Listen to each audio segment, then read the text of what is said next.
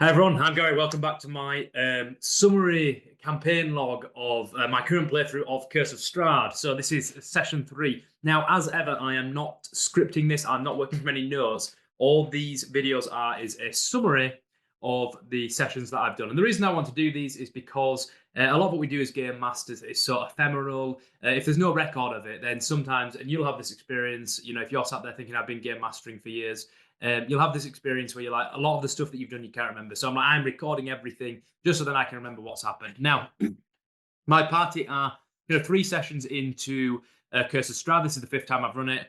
And I'm currently running it for using my system, Journeyman Expert Master, which is kind of an old school adjacent system, which runs like quite a lot faster than 5e, and that's why I'm doing it.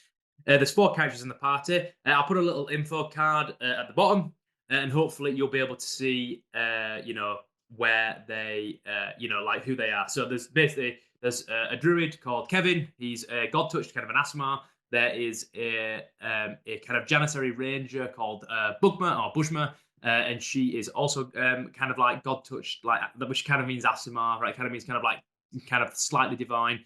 We have our kind of Nosferatu, kind of creepy wizard, Devran, who is human. And also in the party, there is a human fighter called Philip, who is very much of the kind of like Arnold Schwarzenegger, kind of like wearing a big kind of like loincloth of a big like robe and like loves smashing things with a big sword. At the end of last session, they had just cleared out the Wizards of the West winery, the Wizards of Wine, whatever, the winery that's in the West. That's what they cleared out. And they knew that the druids, the evil druids that had taken over this winery, they had stolen these kind of magical seeds that are required to keep, because Barovia is a kind of like very cold, kind of misty place. These magical seeds are like planted around the winery to keep the climate temperate and to speed up the process of growing grapes for the winery.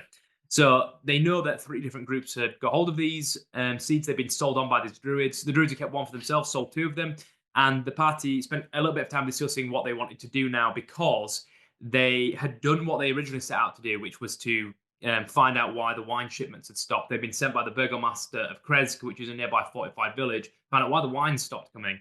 And they'd done that, but they thought, okay, they spoke to the were-ravens that are in charge of the winery, and they decided that they were going to go try and get one of these seeds back. Now, and the reason for this is because the evil druids were based at a kind of hillside, standing at kind of like a henge to the south on a hillside called Yester's Hill or Yester Hill. And the bad were like, okay, we'll go and deal with this. Now, when they got there, it was quite obvious that they knew that there was a Gulthias tree on the hillside somewhere. A Gulthias tree is a kind of vampiric tree. It's a tree that has had a vampire stick to the ground and a tree kind of grow on top of them.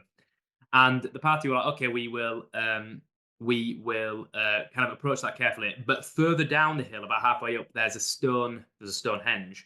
There's a series of standing stones in a kind of slight kind of like natural bowl on the hillside. And inside that, the druids were building this enormous wicker man in front of their kind of stone altar.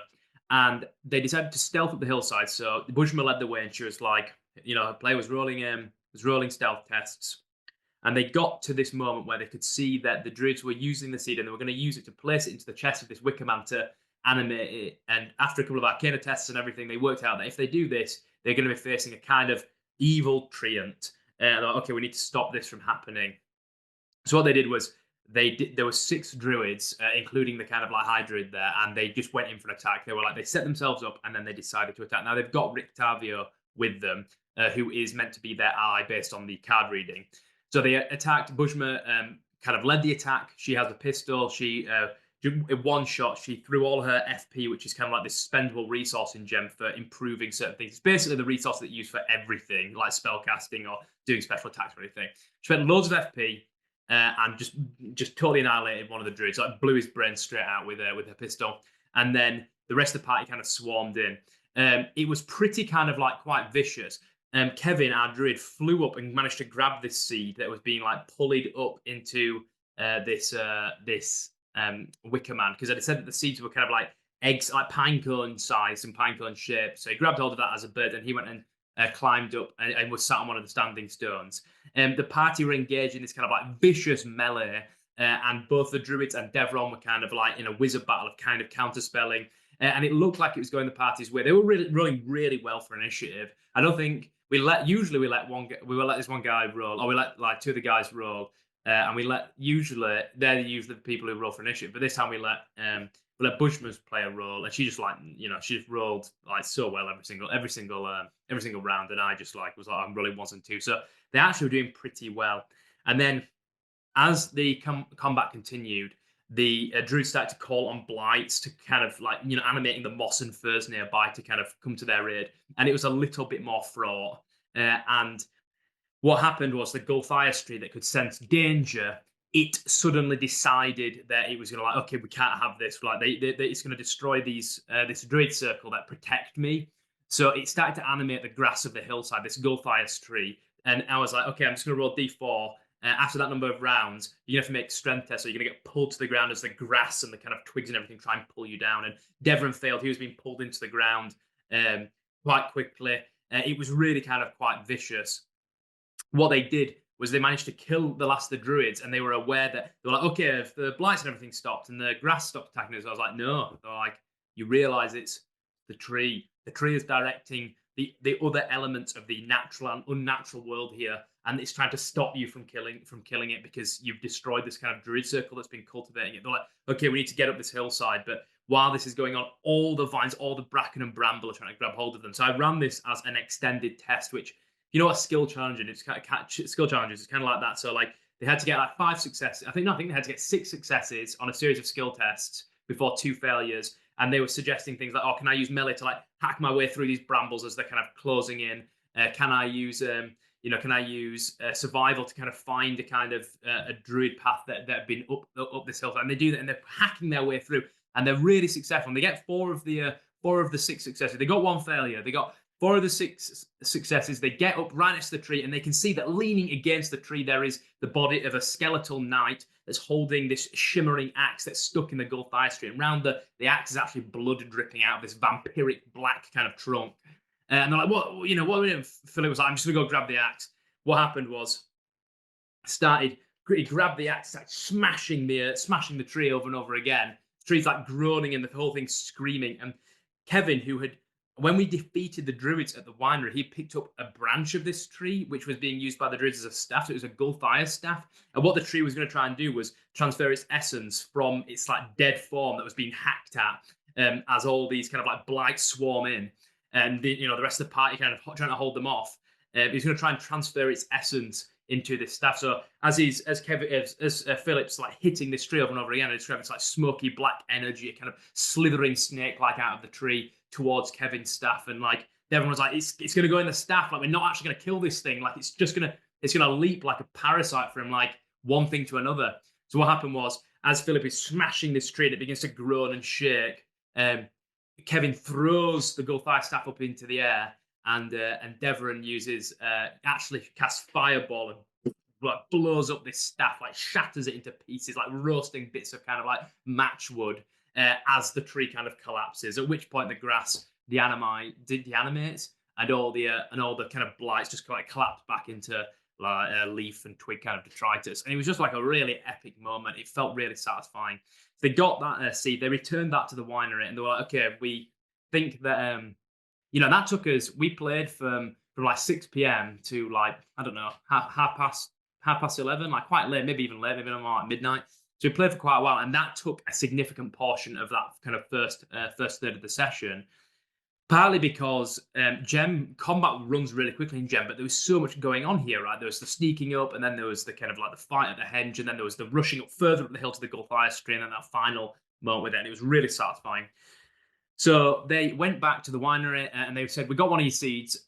Is this enough? And they're like, no, it's not enough, but it'll be really helpful. So they gave that back. They got loads of XP. The characters actually leveled up.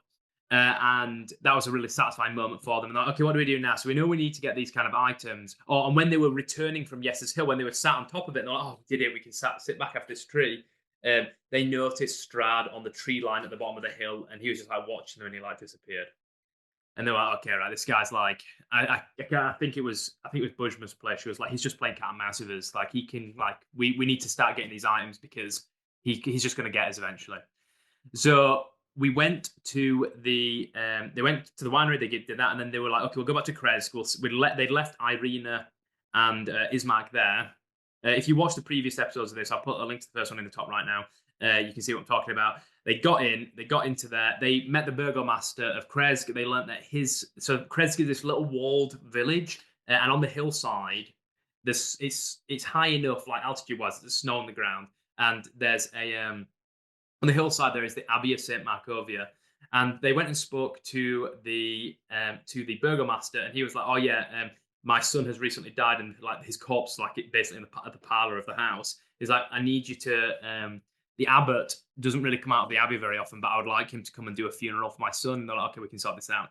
While they're doing this, a couple of the other characters went and found Irina, who was stood next to this like natural pond in the village. And there's a shrine next to it to the Morning Lord, this kind of like good deity that is in the Ravenloft setting. And she's kind of like in a bit of a trance. She's like looking at, and they look down, they saw in the reflection of the pond, not Irina's reflection, but a young man, handsome young man that kind of looks like a familial resemblance to Strahd, but they weren't exactly sure what. So anyway, they went up to the abbey, and up there they meet what the abbot is doing is that he's like a good guy, but he's like a flesh crafter, and he's all his kind of like helpers who've been kind of pushing him into doing it because they're a little bit kind of demented.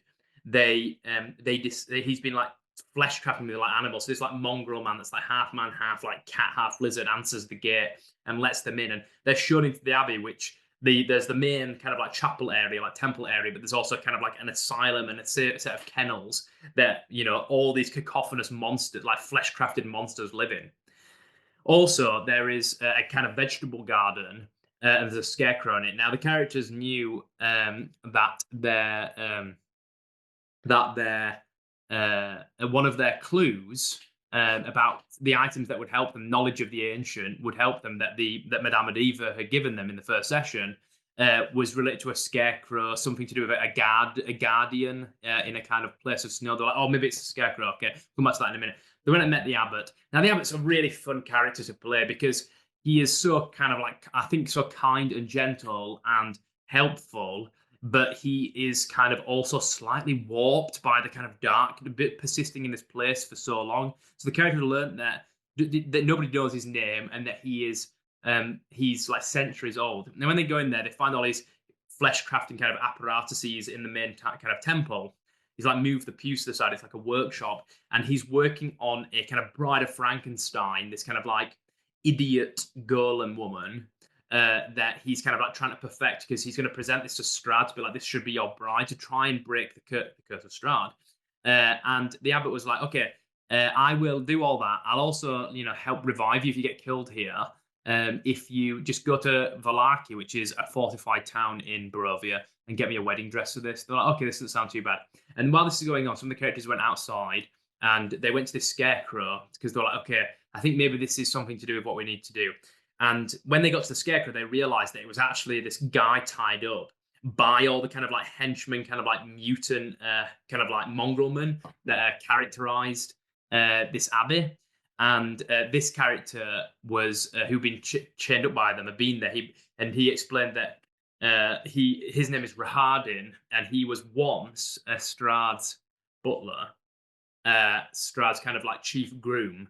And after many centuries of kind of like seeing Strahd become more and more evil, because Rahardin's a dusk elf, he escaped, and he took something from the castle that he shouldn't have done, and he produces from his person the Tome of Strahd, which tells player characters the history of Strahd and his love with Tatiana and his hatred of his brother who was going to marry Tatiana, Sergei.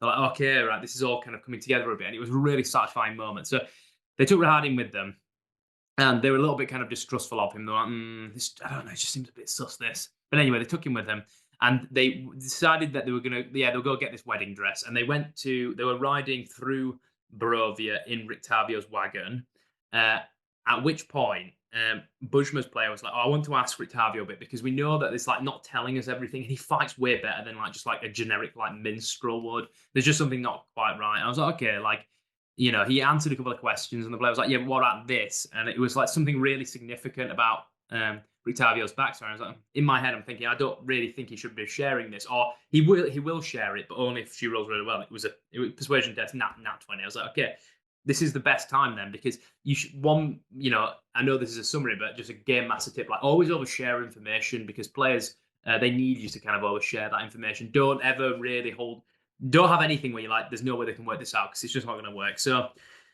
she rolled natural 20, and as they're riding, everyone else is in the back of the wagon, and Bushma and Rictavio on the front. And Rictavio, the bard, reveals that he's not Rictavio. That's not his real name. He's, in fact, a vampire hunter called Van Richten, who has been hunting Strahd for a very long time and has found a way into the valley, and that his son was also killed by Strahd quite a long time ago. And it was a really nice moment, but she decided, okay, I'm just going to keep this to myself right now and not tell anyone that Rictavio is, in fact, Van Richten. And then they arrived at Vallaki, and Vallaki's like a powder keg, because basically the burgomaster who's in charge, there's a noble family, Lady Vactor. She basically wants to take over, and I was like, okay, it's like she's planning on assassinating him. They worked this out, but they're like, we just can't deal with this right now. So they went to the dressmaker shop, and man, this was just like everything. Like everything I love about role playing. So it was like what started out as just like, okay, it's like, I can't remember what I said, 200 gold pieces or whatever for a wedding dress, and they're like, oh, could we what about like bridesmaid dresses, and what color, and oh, could we get like, and it was just all these like different kind of accoutrements of a wedding. And this dressmaker basically was like, oh yeah, that's it. You can have 100 gold pieces. You can have a forest green. Bridesmaid dress, and you can have all this. And they're like, oh yeah, and they came out with. It took, honestly, like, if Yester's Hill and the Druids took an hour, the dress shop took an hour as well, because they were just like wittering on for endlessly negotiating about all these different things that they wanted, that went from just getting this wedding dress to like, we're like putting on the wedding for you. So they got all this stuff. They get back in the wagon. They go back to Kresk, go back to the Abbey.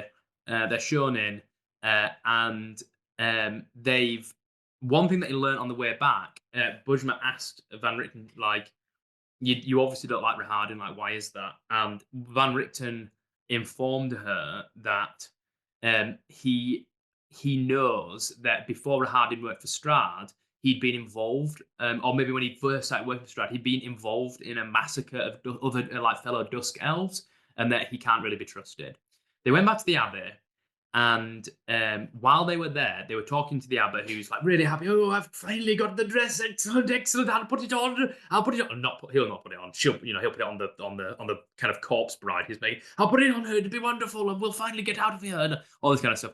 And as this happens, there's one of the mongrel men, one of the guards, like rushes in and says, "Sir, he's here!" And what I had was a Strahd has appeared outside in the garden, and he's got all these Strahd zombies with him, all these kind of like animate corpses, and they're moving on the Abbey, because he is angry that previously, when Kevin met Strahd in Vallaki, he was like, you leave Irina in Vallaki and we leave you alone. And now he's like, they've just ignored me, and they can't do that because I'm in charge. So Strahd turns up, and he's like, get out of my way, old man, and I will deal with you later. And the Abbot, who it is in the book, but I hadn't revealed to the party, is a deva. It's basically a kind of like a fallen angel, or an angel that exists in the world. And his back kind of like explodes into kind of a sort of dying and desiccated angel wings, and he's kind of like a halo appears, and he's like,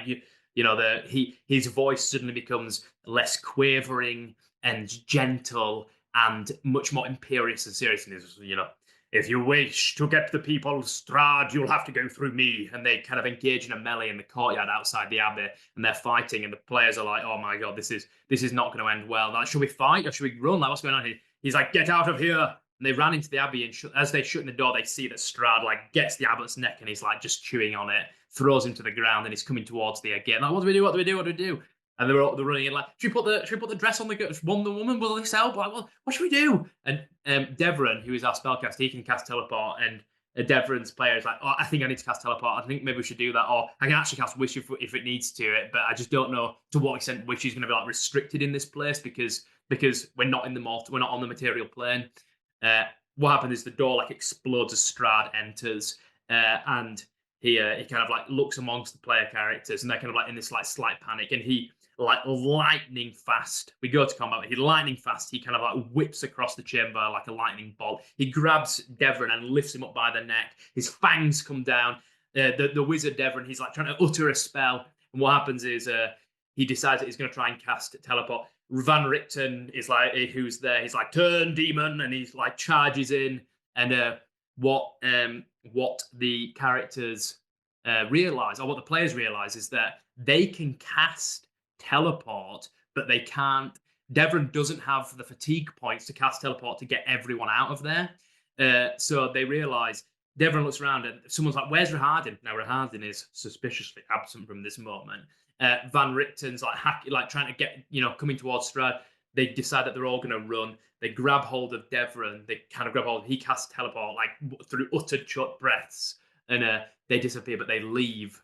They leave Van Richten and Strahd like duking it out in the kind of like increasingly like burning and collapsing abbey that's being kind of like torched by all these zombies. And it's just an amazing kind of like moment. And after a moment of kind of sickening sense of movement from the teleport, the players, but not Van Richten, find themselves, Devon's teleported back to the winery. It's like, that's like close enough that I can teleport there.